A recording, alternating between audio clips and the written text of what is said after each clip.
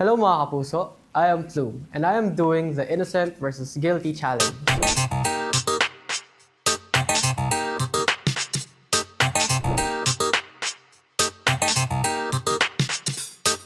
Kasi, nung time na po na yun, kailangan ko pong pumunta dito to sign a contract sa GMA. Nung nasa-sign po ako as an artist, I had to pretend to be sick muna kasi school day po nung day na yun, and I think may parang reporting kaming gagawin nun, and I had to pretend na nagpagawa pa po ako ng excuse letter sa nanay ko nun para lang makalis. Pero yun po.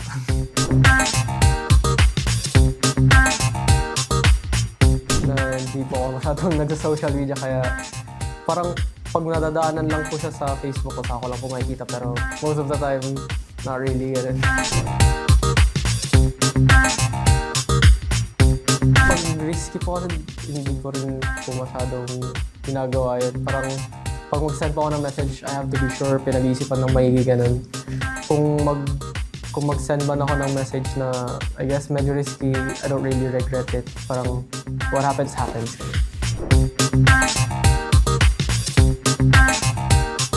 Especially po nung high school, I wasn't really a smart kid nung high school. Puro computer, puro laro, ganun, or puro music. Kaya pag sa mga quiz, parang lalo na po sa math, wala akong magagawa.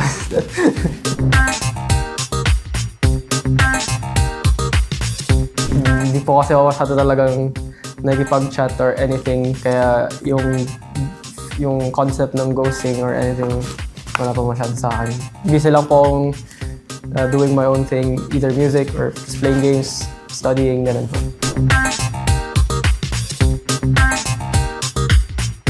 Nung nag-concert po yung Dilaw sa school namin, kasi performing arts po kasi ako sa university namin.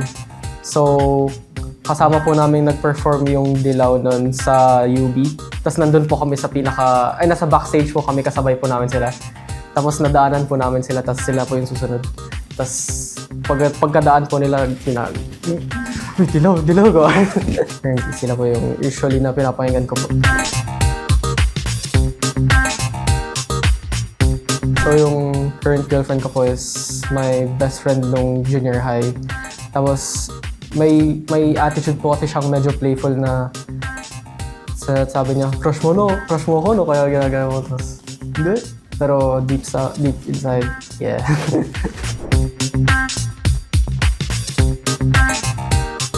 Hindi po kasi ako masyado nag-selfie or nag-post. Kaya usually, bago pa po yung, kunwari may bad haircut, hindi ko naman po pinopost. Tapos tutubo lang siya ng maayos, tapos ako po siya i-post. Kaya never.